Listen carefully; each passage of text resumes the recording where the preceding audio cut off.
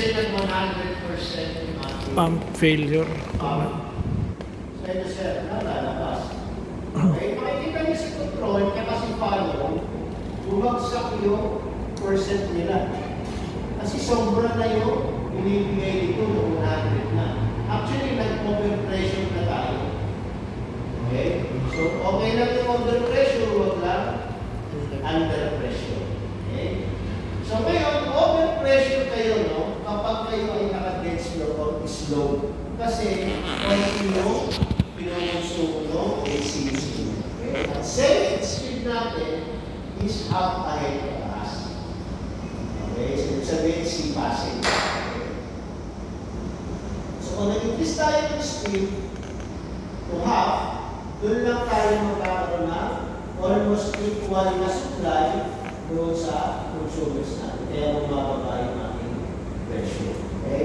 Kaya lang hindi naman yan maniiwasan sa maneuvering na magkataas ng failure. Okay? So, tataas talaga ang pressure. Kaya lang, siyempre naman, yung ating system is designed para sa ganyan na pressure. Okay? So,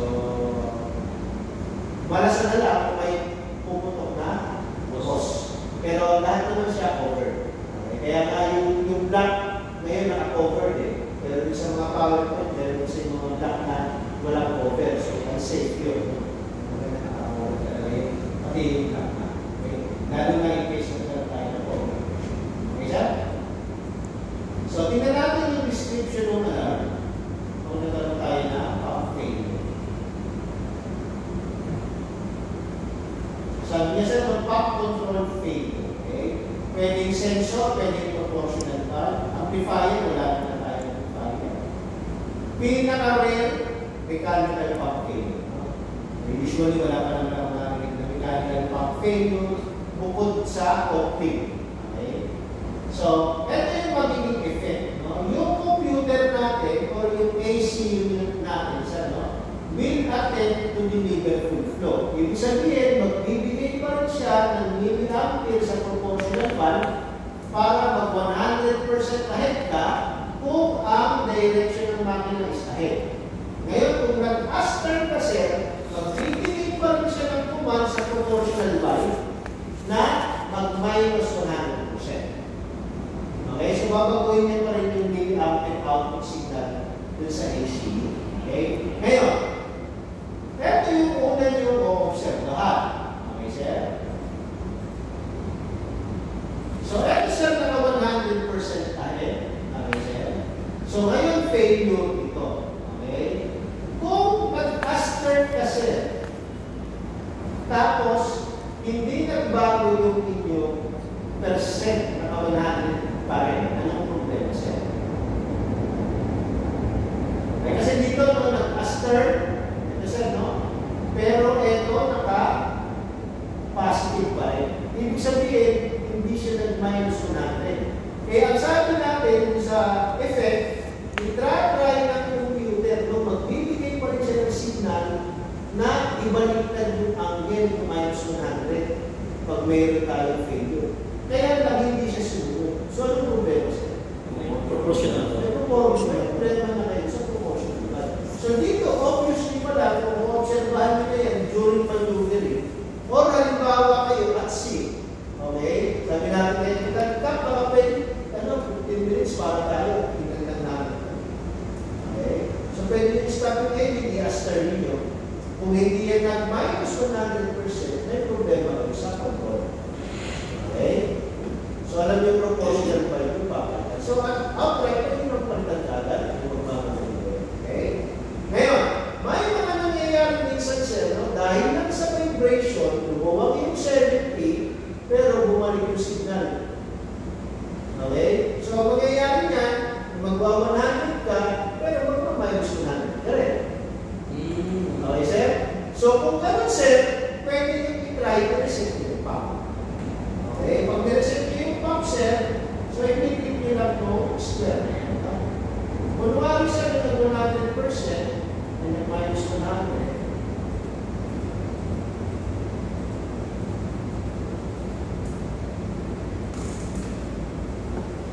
Okay, sir, no? pilit natin yung pump. Ito.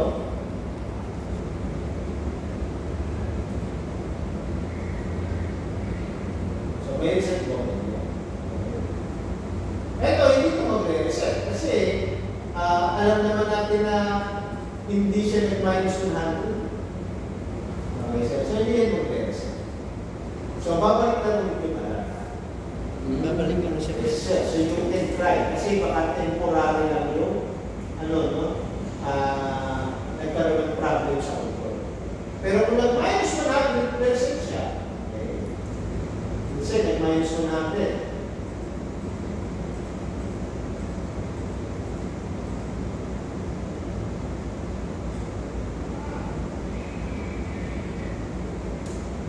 Okay, ito nag-minus 100 na kasi. Sabihin, bumalik yung signal. Then, pwede nyo i-try ka. Then, start po, maglalaro siya sa 100 minus 100. So, ibig sabihin, bumalik na yun. Pwede nyo na ulit siya i-reset. Pero kung mag-reset kayo, sir, hanggang maaari, stop ending. Okay? Kasi sa start, pag nag-reset kayo, bumabalik yung alarm. So, iparan nyo muna yung makina, o retake nyo kumaran yung makina bago kayo mag-reset. Okay? So, i-click natin yan. Then, mag-click tayo ng reset, then saka lang mawawala yung alarm. Okay? Any questions, sir? Sample, sir. Maneuvering lang, sir. Ganun, nawala ang signal. 100 na siya, sir. Dapat ba itigil talaga yung makina or pwede lang siya hayaan lang? Tapos, kung pwede ba subukan na i-ahead? Depende na ito, sir. Example, kung walang oras na pwede para, anong mangyari, sir? Wala pwede lang siya, sir. Nauna na po siya. Walang problema na pag i-aster niya, sir. Pag i-start ko yun, sir, di ba Nag-failure na siya. 100 pa rin. Hindi na tayo. Kasi ano ba mangyayari sa pump? Ano mangyayari sa flow? Baliktad. Baliktad. So, ano mangyayari dito? Meron kayo in, meron kayo out. Okay? Ito yung standard interval. So, sasara ito. Okay. Ano mangyayari ngayon? Ito naman ang magbubukas. Babalik din. Pero, ang pressure niya yan, siyempre, from 225 kanina o 300, babagsak yan. Kasi ihigupin niyo. Okay. Hanggang bumagsak lang ang pressure niyo sa inlet pressure. So, nagsisirculate lang na langis dyan, low pressure lang. Pero hindi siya maglalaro. So, nangyayari doon, ang nagsusupply lang sa aster, itong dalawa. Yung dalawa. Okay. Okay, kaya kung napansin niyo sa aster, nakawanan ito, ito malaki yung value. Hindi 10. Okay, that's lost. Okay. Pwede pa rin na. So dito sir, mapapansin nyo, no? Kung nag-start tayo, okay, mataas siya. Kasi silang dalawa talaga nagsusupply. Ito wala na nagsusupply, nagsisirculate. Pero pag naka-head, naka-100, 10. Sobra pa kasi ang total mo 120. Ito ang total nito, 100 lang. Kaya okay lang yung pressure mo yan. Pero sa head ka, over pressure ka, kasi in total 120%. Eh, kailangan na 102%. Okay, sir? So, dito okay lang sa aspect. Walang over pressure. Pero sa head, may over pressure. Okay? Hindi na siya? Okay. Thank you, sir. So, kapag sensor naman yung problem, very obvious pag nawalan ng feedback. No? Kasi pag nawalan ng feedback, walang value.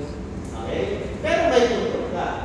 Walang problema. Yes, sir. Walang problema. Ngayon, i-imagine nyo yung value nito. Okay? Kung walang value yan, ano ang value niya? 100. Depende sa dalawa. Paano depende sa dalawa? Okay. Pag nag-fail, ilan ba ang value sir? 100%. 100. Kasi fail state yan. So, na 100 yan. Okay? So, ngayon, sir, pag naka-ahead ka, okay, sabihin natin next to, kung 100 ito, expect ito, 10%. 10%. Pag nag-aster ako, sir, walang value dito. Ilan ang magiging value mo sa aster? Negative. Bakit mag-negative 100, sir? Hindi. Zero sa Eh bakit kanina yung sira proportional valve ayaw minus 100? Kasi safe sa inferior.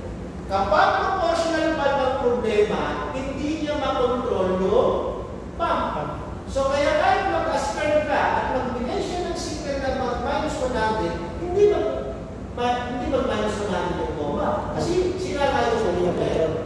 Eh dito, kung sensor lang ang problema, at walang problema sa proportional yung sabi mo kanina. mag-minus 100% siya. Kasi ang problema mo is sensor, hindi controller. So, dito naman, kung nag-minus 100% to, okay, kung marisipin natin, expected mo dyan, minus 100% sa dead switch access to. Hindi siya malaki. Okay? So, yun yung isa yung ma-observahan. So, dito pala, kapag observation, na magkaroon kayo ng problem, meron na kayong idea kung ano yung Kinukuman pa rin niya, sir, no? Kung halimbawa, start, ngayon, kapag kahit wala kang feedback. yung value naman nito, sir, para alanganin, kasi dapat nagpaaari no, sa maneuvering, i-record nyo yung percentage ng control and follow. Ilan sa dense ko, ilan sa slow. Pag nag-start kayo, check nyo rin para aware kayo. Ngayon, ang isang pwede nyo malaman na may problema rin yung sensor nyo, kung nag-dense ko kayo, iba yung lumalabas na value as per kung saan normal. Kasi minsan ang nangyayari, sir, let's say, no, sa value nito, naka 40% ka, pero yung actual angle ng bomba, hindi 40%. Okay? So let's say, no,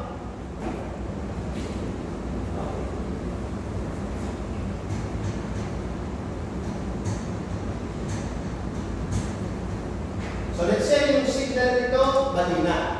Okay, yung isa. Okay? So let's say, ang total natin sa dead slow, or gawin natin half, no?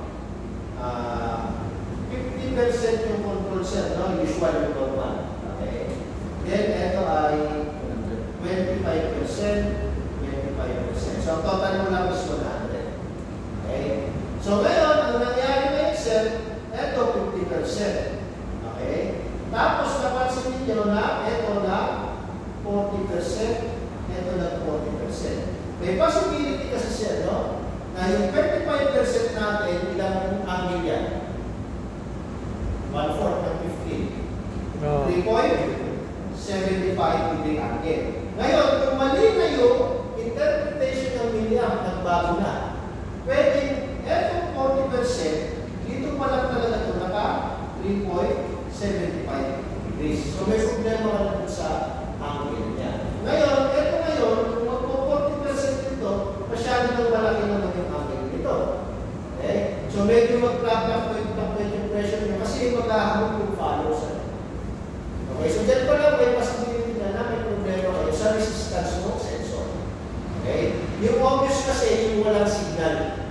Obvious na sira yung sensor. Pero pag yung nagbago yung ampere niya, yung ampere value niya. So, yun yung may mapapansin kayo na, uy, parang ito pataas na yung value mo para doon sa before. Okay? Pero not necessarily yung nakalagay. So at least, ready lang kayo.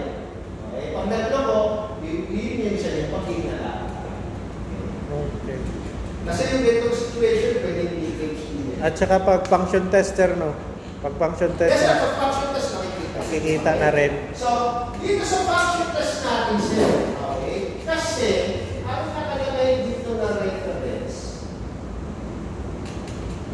sa function test ng HPS, nakalagay 12 to 20, 4 to 12.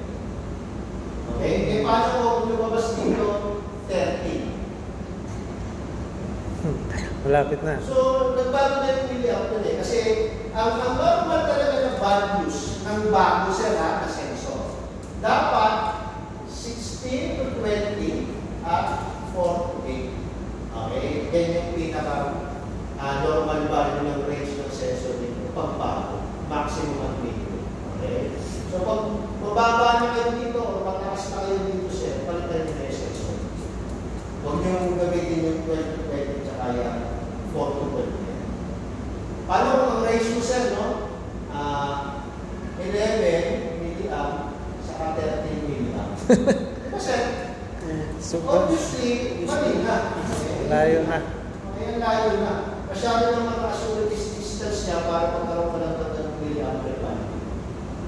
Okay, so hindi na siya. So, ang minsan kasi nangyayari dyan, eto bumababa yung value o eto tumataas yung value. Okay. So, depende sa resistance process. 15 to 20 and 4 to 8 tayo. Okay. Pag malayo na nag-function test kayo, palitan ko yung sensor nyo, kahit hindi pa nag-failure. Para hindi kayo abutin ng failure. Ang kasama kasi noon sa maneuvering.